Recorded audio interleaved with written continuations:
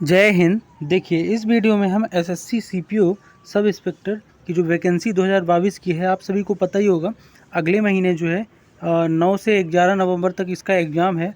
तो उस सिलसिले में जो भी लास्ट के बीते 5 सालों में जीके जीएस के क्वेश्चन बार बार आए हुए हैं, यानी टॉप 100 क्वेश्चन हमने ऐसे लिए हैं जो बीते 5 सालों में जीके जीएस के बार बार पूछे गए, छोटे बड़े सरल कठिन सब क्वेश्चन। तो उनको यहाँ पे लिया है एसएससी सीपीओ सब इंस्पेक्टर 2022 की। तो जिनका भी एग्ज़ाम है, ये उनके लिए वीडियो काफ़ी इंपॉर्टेंट होने वाली है। ठीक है, तो बड़े ध्यान से देखिएगा एसएससी सीपीओ सब इंस्पेक्टर 2022 के लिए। ठीक है, तो पहला क्वेश्चन जो है बहुत ही ईजी से शुरू करते हैं, जो आया हुआ है आपका, बहुत बार बार पूछे जा रहे हैं इसमें।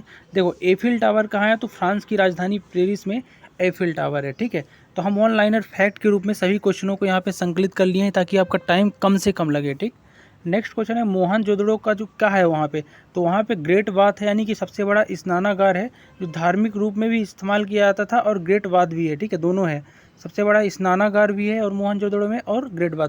और साथ में हम यहाँ पे एडिशनल फैक्ट भी आपको बताते हुए चलेंगे। देखो, मोहनजोदड़ो जो है हड़प्पा सभ्यता से संबंधित है। हड़प्पा में सबसे पहले सभ्यता में इसको सिंधु घाटी सभ्यता भी बोलते हैं। और इसमें जो है सबसे पहले हड़प्पा एक शहर है, उसको खोजा था 1921 में राय बहादुर दयाराम साहनी ने। फिर क्या हुआ कि दूसरा जो शहर खोजा गया मोहनजोदड़ो, जिसका नाम है मुर्दों का टीला भी इसको शाब्दिक अर्थ में बोलते हैं। और इसे जो है 1922 में, कब? 1922 में राखल दास बनर्जी, नाम याद रखिएगा, राखल दास बनर्जी ने खोजा था। तो ग्रेट बाथ भी है और बहुत बड़ा स्नानागार भी यही है। ठीक है, नेक्स्ट क्वेश्चन की तरफ बढ़ेंगे। क्या है कि ऋग्वेद में सबसे पवित्र नदी किसे माना है? तो ऋग्वेद में सबसे पवित्र नदी सरस्वती नदी को माना है। किसको? सरस्वती नदी को। ठीक है, 4 वेद हैं, ऋग्वेद, अर्थवेद, यजुर्वेद, सामवेद। ऋग्वेद सबसे पुराना है, याद रखिएगा। वेद व्यास ने वेदों को कृष्ण द्वैपायन भी बोलते हैं, लिखा है। एडिशनल फैक्ट भी पढ़ते हुए चलिएगा आप। ठीक है, नेक्स्ट जो बार बार क्वेश्चन पूछा जाता है, मौलिक रूप से, यानी मौलिक रूप से खिलाफत आंदोलन एक धार्मिक आंदोलन था। तो खिलाफत आंदोलन किस तरफ का आंदोलन था? तो धार्मिक आंदोलन था। ये क्वेश्चन पूछा था। ठीक है, अगला क्वेश्चन ये आया था कि पृथ्वी की सतह से नीचे द्रवीभूत जो है सैल, उसको क्या बोलते हैं? तो पृथ्वी की सतह के नीचे जो द्रवीभूत यानी द्रव यानी पिघली हुई सैल है, चट्टाने हैं, उनको मैग्मा बोलते हैं। क्या बोलते हैं? मैग्मा। और बहुत पिघली हुई ज्वाला की तरह होती हैं। ठीक है, और पृथ्वी की 3 परत होती है, भूपर्पटी सबसे ऊपर की परत होती है, फिर प्रवार बीच की, और क्रोड जो है सबसे नीचे की। ठीक है, ठीक। चलो, नेक्स्ट क्वेश्चन था कि हरिप्रसाद चौरसिया का संबंध किससे? तो हरिप्रसाद चौरसिया एक प्रसिद्ध बांसुरी वादक थे। कौन थे? प्रसिद्ध बांसुरी वादक। अगला क्वेश्चन था कि विजयनगर, विजय घाट जो है कहाँ है? तो यमुना नदी के किनारे जो कि घाट को एक को बोलते हैं विजय घाट।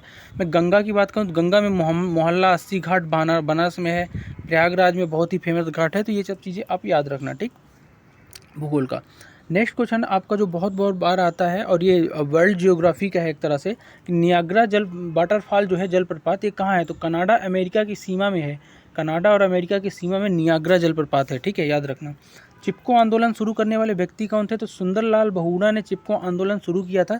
एडिशनल तौर पे एक चीज़ और याद रखिएगा, गौरा देवी, गौरा देवी एक महिला हैं, इन्होंने भी चिपको आंदोलन में साथ में भाग लिया था। ठीक है, इन्हों भी माना जाता है कि प्रणेता है। ठीक, अगला मैं बात करूं जीएस का क्वेश्चन क्या पूछा था सीपीओ में? तो पूछा था कि विद्युत बल्ब का फिलामेंट किससे बना होता है? तो विद्युत बल्ब का जो फिलामेंट है टंगस्टन से बना होता है, टंगस्टन। ठीक है, इसी तरह अगर मैं हीटर की बात करूं एडिशनल पर में, तो नाइक्रोम के तारों से हीटर बना होता है। ठीक है, हीटर। नेक्स्ट क्वेश्चन की बात करूंगा कि मानव निर्मित जो प्रथम संश्लेषित रेशा क्या है? तो मानव ने जो कृत्रिम रूप से रेशा बनाया है, नहीं रेशा मतलब फाइबर, उसको नॉयलॉन बोलते हैं। क्या बोलते हैं? नॉयलॉन। ठीक, अगला है कि कितने डेसिबल तक की ऊपर से ध्वनि जो है तीव्रता मनुष्य द्वारा सुना नहीं जा सकता? तो 95 डेसिबल से अगर ऊपर की ध्वनि है तो जो कुत्ते लोग तो सुन सकते हैं, लेकिन इंसान नहीं सुन सकता। ठीक है, अगला क्वेश्चन था ओपेक जो है क्या है? तो ओपेक एक क्या है? तेल निर्यातक देशों का एक संगठन है। ओपेक क्या है? 56 देश जो अरब वाले हैं उनका संगठन है ये। ठीक, ओपेक तेल निर्यातक का।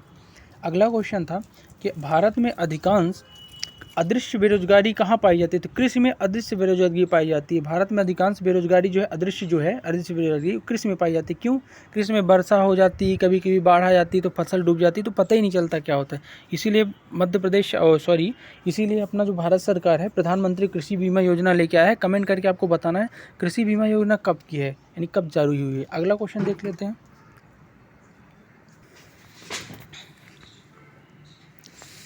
अगला क्वेश्चन है रूस और फिनलैंड के बीच की रेखा को क्या बोलते हैं? तो रूस और फिनलैंड के बीच जो रेखा है ना, उसको बोलते हैं मैनरहीन। क्या बोलते हैं? मैनरहीन रेखा। ठीक है, अगला क्वेश्चन की बात करूं तो अगला क्वेश्चन क्या था कि अंतर्राष्ट्रीय मुद्रा कोष, जिसको इंटरनेशनल मॉनेटरी फंड यानी IMF बोलते हैं, इस किसकी देन है? तो ब्रिटेन बुश सम्मेलन के समय IMF की स्थापना हुई थी, ठीक है, उसी की देन है। अगला क्वेश्चन है कर्नाटक का सबसे साक्षर जिला बंगलोर। ये क्वेश्चन आया था, सबसे साक्षर जिला था बंगलोर, ठीक। अगला क्वेश्चन था कि पंडवानी जो है कहाँ का लोक नृत्य है? तो गीत है, तो पंडवानी छत्तीसगढ़ का लोकगीत है, याद रखिएगा ये भी क्वेश्चन। अगला बात करूँ तो ओबरा शहर जो थर्मल पावर प्लांट के लिए बहुत फेमस है, तो क्वेश्चन आया था कि ओबरा शहर किसके लिए फेमस है? थर्मल पावर प्लांट यानी कि तापीय विद्युत परियोजना के लिए, ठीक। अगला था कि भारत में जो चाय है सबसे ज़्यादा निर्यात कौन करता है? तो आपको बताना है भारत में सबसे ज़्यादा चाय निर्यात कौन करता है? तो चाय जो है, मेरे हिसाब से चाय जो है, इसका आंसर मुझे नहीं मिल पाया है, और आप लोग देख लीजिएगा चाय कौन सबसे ज़्यादा निर्यात करता है। मुझे लगता है कि सबसे ज़्यादा चाय जो है असम से निर्यात होती है, ठीक है। नेक्स्ट क्वेश्चन देख लेते हैं कि संविधान के कौन से आर्टिकल में ये बताया कि भारत का एक उपराष्ट्रपति का प्रावधान है कि होगा पद? तो याद रखिएगा आर्टिकल जो 63 है वो कहता है कि भारत का एक उपराष्ट्रपति होगा, ठीक। अगर मैं बात करूं आर्टिकल 52 की, तो ये कहता है कि भारत का एक राष्ट्रपति होगा। कौन होगा? राष्ट्रपति होगा, ठीक। तो ये चीज़ें याद रखना। और बात करूं तो उपराष्ट्रपति जो होता है पदेन सभापति होता है किसका? राज्यसभा का, ठीक। अगला था कबीर के गुरु कौन है? तो कबीर के गुरु कौन थे? रामानंद थे। कौन थे? रामानंद। अगला क्वेश्चन था कि 1876 में रानी विक्टोरिया को कब भारत का क्या किया गया? साम्राज्ञी नियुक्त किया गया। तो क्वेश्चन आया था कि भारत की साम्राज्ञी जो है रानी विक्टोरिया कब बनी थी? तो 1876 बनी थी, तो याद रखिएगा ये क्वेश्चन भी।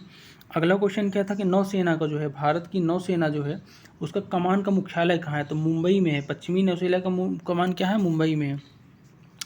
अगले क्वेश्चन की बात करूंगा तो भारत में अंतरिक्ष आयोग एवं अंतरिक्ष विज्ञान की स्थापना कब हुई? तो 1972 में हुई है, अंतरिक्ष आयोग और विज्ञान विभाग दोनों की, ठीक।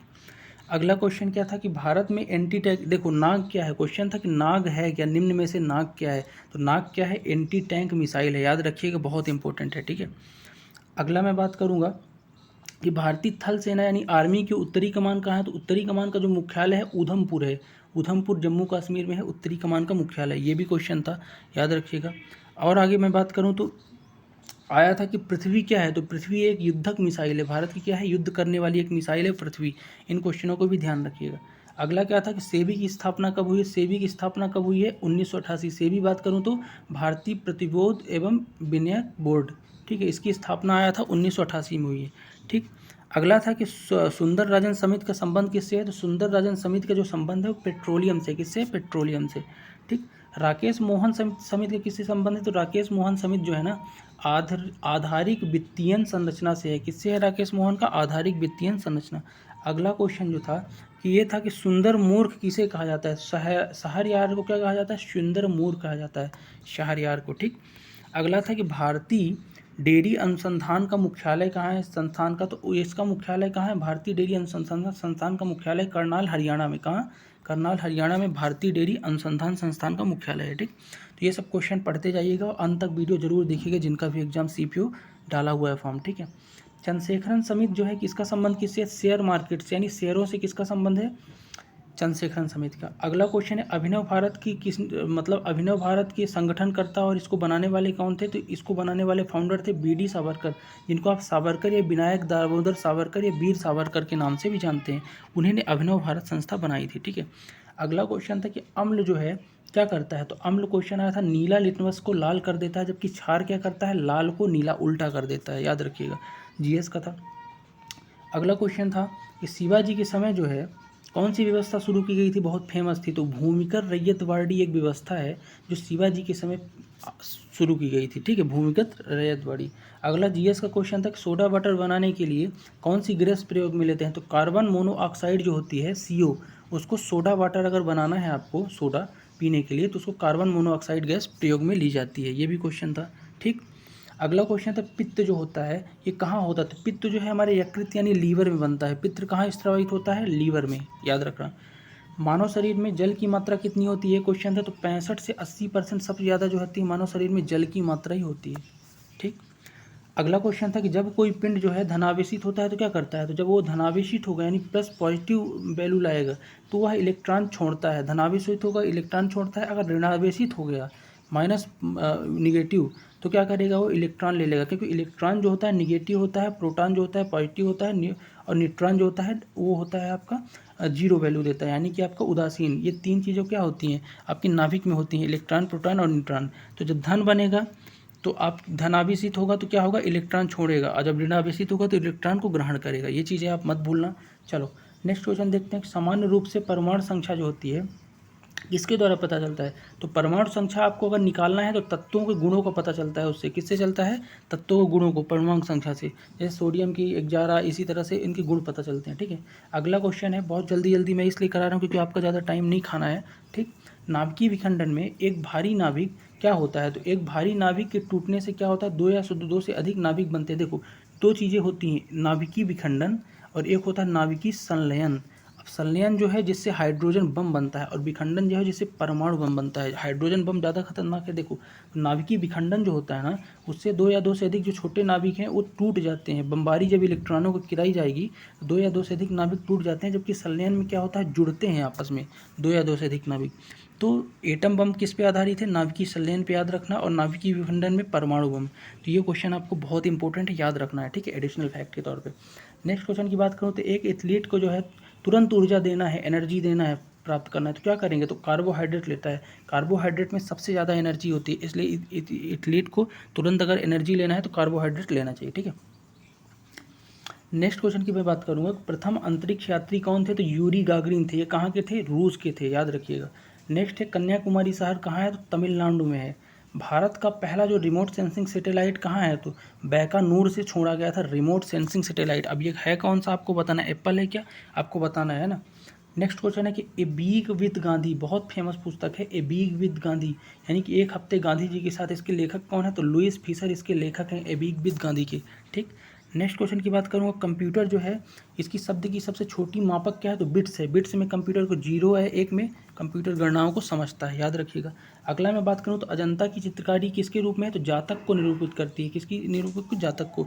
और अजंता जो है महाराष्ट्र में, यहाँ पे गुफाएं अजंता एलोरा वगैरह की हैं, शायद चोल राजाओं ने बनवाया है, आप लोग पढ़िएगा। ठीक है, इसको भी। नेक्स्ट क्वेश्चन आपके पास है कि भागीरथी और अलकनंदा नदियाँ जो हैं देवप्रयाग में, यानी भागीरथी और अलकनंदा नदी जब मिलेंगी तब क्या बनाएंगी? देवप्रयाग। और ये कहाँ मिलती हैं? गंगा नदी में। ठीक है, चलो नेक्स्ट क्वेश्चन है। भारत में दक्षिण, देखो सबसे ज़्यादा वर्षा भारत में कहाँ होती है? दक्षिण पश्चिमी मानसून से होती है। और दक्षिण पश्चिम मानसून वापसी के समय जो है तमिलनाडु तट पर वर्षा करता है। कहाँ करता है? तो याद रखिएगा अक्टूबर नवंबर के महीने में जब वापस होता है ये आपका मानसून, तो कहाँ वर्षा करता है? तमिल में। तो याद रखिएगा, ये भी क्वेश्चन पूछता है। अगला इतिहास से क्वेश्चन था कि मोहम्मद गोरी कहाँ का शासक है? गजनी का शासक है मोहम्मद गोरी। और मोहम्मद गोरी जो है इसका दो युद्ध बहुत फेमस है। 1191 में तराइन का प्रथम युद्ध और 1192 में तराइन का द्वितीय युद्ध। पहले युद्ध में पृथ्वीराज से हार गया था, दूसरे युद्ध में जीत गया था और पृथ्वीराज की हत्या कर दिया था। तो याद रखिएगा वही मोहम्मद गोरी है। ठीक है, अगला क्वेश्चन है आपके सामने कि बालू पत्थर जो है कस्से बनता है? तो टूटी फूटी जो चट्टानें होती हैं ना, उनका ही रूपांतरण है। अगर कोई बड़ी चट्टान है वो टूट फूट गई, तो टुकड़े में बट गई, तो बालू पत्थर बन जाता है उससे, जो नदी द्वारा बहाया जाता है। ठीक है, नेक्स्ट क्वेश्चन आपका है कि देखो सबसे अधिक एसटी जनजाति कहाँ है? तो एसटी जनजाति सबसे अधिक कहाँ है? एमपी में। अब एससी कहाँ है? तो एससी जो है सबसे ज़्यादा पंजाब में है, याद रखिएगा, ये भी क्वेश्चन था। बात करूँ अगला, तो मक्का कौन सी फसल है? तो मक्का आपकी खरीफ की फसल है। किसकी फसल है? खरीफ की। अब समझो खरीफ रबी जायद होता क्या है। देखो फसल 3 प्रकार की होती है, एक रबी की फसल, एक खरीफ की फसल और एक होती है जायद फसलें। देखो अब तीनों में अंतर समझना। रबी की फसल जो है ना, इसे अपन क्या करते हैं? अक्टूबर नवंबर बोएंगे। कब बोएंगे? अक्टूबर नवंबर में, और काट लेंगे मार्च अप्रैल में। जैसे कि चना हो गया आपका, गेहूं हो गया, ये सब रबी की फसल है। मैं बात करूंगा खरीफ की फसल की, तो खरीफ की फसल जुलाई अगस्त में क्या होते हैं? बोते हैं, और अक्टूबर नवंबर में काट ली जाती है, जैसे कि धान। जायद बात करूं तो गर्मियों के समय ये होती है, यानी कि अप्रैल मई जून के महीने में, जैसे ककड़ी खीरा, ये सब जायद की फसलें हैं। तो आप ये चीज़ों को मत भूलिएगा। ठीक है, नेक्स्ट क्वेश्चन की तरफ बढ़ते हैं और ध्यान से समझते हैं। अगला क्वेश्चन क्या बोल रहा है कि पृथ्वी के क्रोड की त्रिज्या कितनी होती है? बहुत इंपॉर्टेंट है। पृथ्वी की क्रोड की त्रिज्या 3400 किलोमीटर है।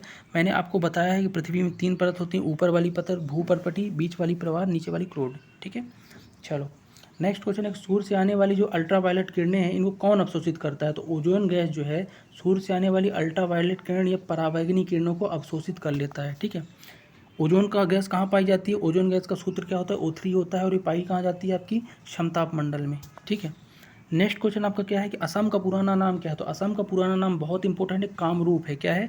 असम का पहले नाम क्या था? असम नहीं था, कामरूप था। ठीक, अगला क्वेश्चन की बात करूंगा कि बंगाल का प्राचीन नाम क्या था? गौड़ था बंगाल का प्राचीन नाम। मन्नार की घाटी कहाँ है? तो बंगाल की खाड़ी में ही स्थित है मन्नार की घाटी, बहुत इंपॉर्टेंट है जियोग्राफी का।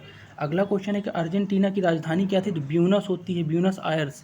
ब्यूनस आयर किसकी राजधानी है? अर्जेंटीना की राजधानी है, याद रखिएगा। अगला क्वेश्चन है कि एशियाई देश जो है लेबनान, इसकी राजधानी, लेबनान की राजधानी बेरूत है, जहाँ पे भी बहुत बड़ा विस्फोट हुआ था, ठीक है। जिप्सम सबसे ज़्यादा कहाँ पाया जाता है? तो राजस्थान में सबसे ज़्यादा जिप्सम उत्पादन होता है, ठीक। पिपली घाट दर्रा कहाँ है? तो अरावली की पहाड़ियों में पिपली घाट दर्रा है। और सबसे पुरानी पहाड़ियाँ जो भारत की, अरावली पर्वत श्रृंखला ही, याद रखिएगा। और सबसे नई कौन सी है? हिमालय है, नया बलित पर्वत, याद रखिएगा, मत भूलिएगा, ठीक है। अगला क्वेश्चन जो आपका है, कुद्रेमुख यानी कर्नाटक, लोहा के लिए कर्नाटक का पहले नाम क्या था? यहाँ से एक चीज़ पता चली, कुद्रेमुख कर्नाटक का पूर्व नाम था, और यहाँ से लोहा सबसे ज़्यादा पाया जाता है, लोहा के लिए बहुत फेमस है कर्नाटक, ठीक है। कुद्रेमुख एक जगह है कर्नाटक में, आई थिंक। चलो नेक्स्ट क्वेश्चन की तरफ बढ़ते हैं कि भारत में जो है युद्ध टैंक कहाँ बनाए जाते हैं? तो आवाड़ी नामक एक जगह है, आवाड़ी, यहाँ पे युद्ध टैंक, युद्ध पोत बनाए जाते हैं भारत के, जो टैंक युद्धों में काम आते हैं, ठीक है। अगला क्वेश्चन है, सिक्किम की प्रमुख जातियाँ कौन कौन सी? सिक्किम की प्रमुख जाति याद रखिएगा, एक है लेपचा और एक है भोटिया। भोटिया और लेपचा सिक्किम की बहुत फेमस जनजातियाँ हैं, ठीक है। अगला क्वेश्चन है कि इजराइल की पार्लियामेंट को क्या कहते हैं? तो नेसेट कहते हैं। क्या कहते हैं? नेसेट। जैसे अपने भारत की पार्लियामेंट को संसद बोलते हैं, क्या बोलते हैं? संसद। इलाइट की पार्लियामेंट को नेसेट बोलते हैं, ठीक है, याद रखिएगा। हीराकुंड महापरियोजना कौन सी नदी पे है? तो महानदी पे हीराकुंड बांध बना हुआ है, याद रखिएगा, ठीक। अगला क्वेश्चन की तरफ बात करेंगे, सिक्किम राज्य में सबसे ज़्यादा कहाँ, अभी मैंने बताया लेपचा और भोटिया जनजाति पाई जाती है। सबसे ज़्यादा कहाँ सिक्किम राज्य में सबसे ज़्यादा लेपचा ही जनजाति पाई जाती है। अब भक्का कहाँ है? तो भक्का एक जगह है जो सऊदी अरब में है। कहाँ है? सऊदी अरब में भक्का, ठीक है। नेक्स्ट क्वेश्चन है कि द प्रोफेट के लेखक कौन है? द प्रोफेट एक बुक है, इसके लेखक कौन है? कहलील गिबरन। कौन है? कहलील गिबरन। अगला क्वेश्चन है डलहौजी झील कहाँ है? तो डलहौजी झील जो है ना फ्लोरिडा में है। कहाँ? फ्लोरिडा, ठीक। नेक्स्ट क्वेश्चन की तरफ बढ़ेंगे। अगला क्वेश्चन है कि नर्मदा नदी का अधिकांश भाग कहाँ है? तो अधिकांश भाग यानी 13-12 किलोमीटर सबसे ज़्यादा नर्मदा नदी जो है मध्य प्रदेश में बहती है। और मध्य प्रदेश और जहाँ तक है गुजरात की जीवन रेखा भी नर्मदा नदी को बोला जाता है, ठीक, याद रखिएगा। शेरे पंजाब या पंजाब केसरी कौन है? लाला लाजपत राय का उपनाम है पंजाब केसरी या शेरे पंजाब। और ये जो बंदे हैं ना, इन्होंने 1927 में साइमन कमीशन के विरोध में लाठीचार्ज में इनकी मृत्यु हो गई थी, याद रखिएगा, शहीद हो गए थे, ठीक, पंजाब केसरी। अगला क्वेश्चन वर्ल्ड हिस्ट्री से है कि रूसी क्रांति के जनक कौन है? तो रूसी क्रांति के जनक लेनिन या BI लेनिन कौन है? दो नाम याद रखिएगा, लेनिन और स्टालिन। ये रूसी क्रांति और जैसे कि रूसी क्रांति के जनक BR लेनिन है, इसी तरह स्टालिन भी इनके क्या थे? एक तरह से अलग विचारधारा के थे, ठीक है, मार्क्सवाद के आई थिंक थे। अगला है कि चंद्रमा पर उतरने वाला पहला मानव कौन था? नील आर्मस्ट्रांग जो है चंद्रमा पर उतरने वाले पहले मानव थे, बहुत इंपॉर्टेंट है। अगला क्वेश्चन की मैं बात करूँ तो इंडिया विंस फ्रीडम, ये पुस्तक किसने लिखी है? बहुत इंपॉर्टेंट है। तो इस इंडिया विंस फ्रीडम पुस्तक के लेखक हैं मौलाना अबुल कलाम आज़ाद, जो अपने देश के पहले शिक्षा मंत्री भी रह चुके हैं, बहुत ही अच्छे व्यक्ति थे, ठीक है। अगले क्वेश्चन की बात करूँ तो बौद्ध धर्मों का पवित्र ग्रंथ क्या है? तो जातक। बौद्ध धर्मों के पवित्र ग्रंथ को बोलते हैं जातक, ठीक। अगले क्वेश्चन की बात करूँगा कि बासिंग सोडा क्या है? तो बासिंग सोडा को अपन बोलते हैं सोडियम कार्बोनेट, या धावन सोडा को सोडियम कार्बोनेट, Na2CO3, ठीक है। अगले क्वेश्चन की बात करूंगा, पृथ्वी अपने अक्ष पर पश्चिम से पूर्व की ओर घूमती है, याद रखिएगा, पृथ्वी अपने अक्ष पर पश्चिम से पूर्व, पूर्व से पश्चिम नहीं, पश्चिम से पूर्व की ओर घूमती है। बहुत सारे लोग कन्फ्यूज हो जाते हैं, पूर्व से पश्चिम लगा देते हैं, ठीक है। चलो, कालिदास किसके उपासक थे? तो भगवान शिव के उपासक थे कालिदास, और काली मैया के भी उपासक थे।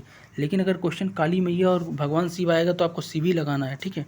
और कालिदास भारत का शेक्सपियर कहा जाता है। मेघदूत, अभिधान शाकुंतलम और विक्रमोत्शीर्ष और मालविका मित्र, ये सब इनकी रचनाएं हैं, ठीक है। चलो नेक्स्ट क्वेश्चन की तरफ बढ़ते हैं कि मिस्र की राजधानी क्या है? तो काहिरा है।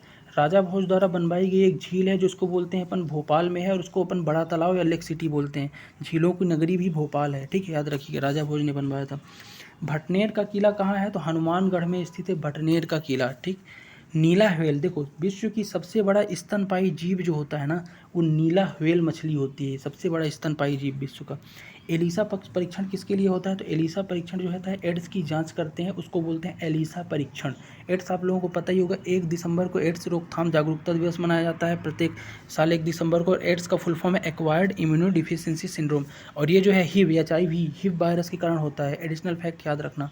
चलो नेक्स्ट क्वेश्चन पढ़ते हैं कि विश्व युवा दिवस कब मनाया जाता है। तो विश्व युवा दिवस 12 अगस्त को मनाया जाता है, जबकि राष्ट्रीय युवा दिवस कब मनाया जाता है, तो 12 जनवरी को राष्ट्रीय युवा दिवस स्वामी विवेकानंद के जन्मदिन पर मनाया जाता है। बट विश्व युवा दिवस 12 अगस्त, दोनों में कन्फ्यूजन होता। 12 अगस्त को विश्व युवा दिवस और राष्ट्रीय युवा दिवस 12 जनवरी को, ठीक है। हर्षवर्धन की राजधानी कौन थी, तो हर्षवर्धन की राजधानी कन्नौज थी। हर्षवर्धन वही प्रतापी राजा है जिसके समय हेनसांग, चीनी यात्री हेनसांग आया था, जबकि फायांग किसके समय आया था, ये आया था आपका विक्रमादित्य द्वितीय के समय, चंद्रगुप्त विक्रमादित्य द्वितीय के समय, ठीक है। चलो नेक्स्ट क्वेश्चन की तरफ बढ़ेंगे कि सामाजिक सुधार करने वाला पहला मुगल शासक कौन था। तो मुगल शासक जो अकबर था, जलालुद्दीन फिरोज शाह अकबर, वही आपका सामाजिक सुधार किया था। जजिया कर बहुत सारी चीज़ें समाप्त करने वाला यही है, दीन इलाही की स्थापना करने वाला है। तो इसने बहुत सारे सामाजिक सुधार कार्यक्रम किए हैं, ठीक है। अगला क्वेश्चन अगर मैं बात करूं तो मुगल सेना 1576 में हल्दी घाटी के युद्ध में मेवाड़ के राणा प्रताप को हराया था। कहते हैं ऐसा कि हारे नहीं, क्योंकि जंगल जंगल घूम के संघर्ष करते रह गए महाप्रतापी राणा प्रताप वीर शिरोमणि जी। लेकिन प्रॉब्लम यह है कि इतिहास अपना बताता है कि हल्दी घाटी का युद्ध जो 1576 में हुआ है, अकबर और महाराणा प्रताप के बीच हुआ है, जिसमें हार गए थे, ठीक है। अगला क्वेश्चन है पुरंदर की संधि कब हुई थी। तो पुरंदर की संधि याद रखना 1665 में हुई है। बहुत बार आता है एसएससी सीपीओ में, मोस्ट इंपोर्टेंट। पुरंदर की संधि 1665 ईस्वी में हुई है, शिवाजी और जय सिंह के बीच। याद रखना इसको, इस क्वेश्चन को भूलना मत। अगले क्वेश्चन की बात करूंगा कि आनंद मठ जो पुस्तक है इसकी रचयिता कौन है। तो बंकिम चंद्र चटर्जी इसके आनंद मठ के रचयिता हैं। और यहाँ से अपने इसमें राष्ट्रीय गीत वंदे मातरम लिया गया है, ठीक है, अपने राष्ट्रीय गीत को, ठीक। चलो नेक्स्ट क्वेश्चन की बात करूँगा, कर्नाटक संगीत का जनक किसे कहा जाता है। संत पुरंदर दास को कर्नाटक संगीत का जनक माना जाता है, ठीक। नेक्स्ट क्वेश्चन की तरफ बढ़ेंगे कि आर्य महिला सभा की स्थापना किसने की थी। पंडित रमाबाई ने की थी आर्य महिला समाज की स्थापना, ठीक है। अगला क्वेश्चन है कि ऑपरेशन फ्लड जो है ये कार्यक्रम कब शुरू हुआ। तो 1970 में ऑपरेशन फ्लड शुरू हुआ, जिससे बहुत सारी क्रांतियाँ आई, दुग्ध क्रांति, नीली क्रांति, हरित क्रांति, ठीक है। चलो उस समय 67 में अकाल पड़ा था ना, उसके बाद ऑपरेशन फ्लड 1970 में चलाया गया, ठीक। अज्ञान प्रकाश समिति का संबंध किससे है। तो अज्ञान प्रकाश जो समिति है ये चीनी घोटाला की जांच करने के लिए एक समिति बनी थी, अज्ञान प्रकाश समिति। देश के सबसे बड़ा उद्योग कौन सा है। तो कपड़ा उद्योग या सिटी वस्त्र उद्योग जो है सबसे बड़ा उद्योग देश का है, याद रखिएगा। टेक्सटाइल इंडस्ट्री सबसे बड़ी है देश की उद्योगों में। अगला मैं बात करूँ तो भारत में चंदन की लकड़ी नीलगिरी तमिलनाडु में सबसे ज़्यादा पाई जाती है, ठीक है।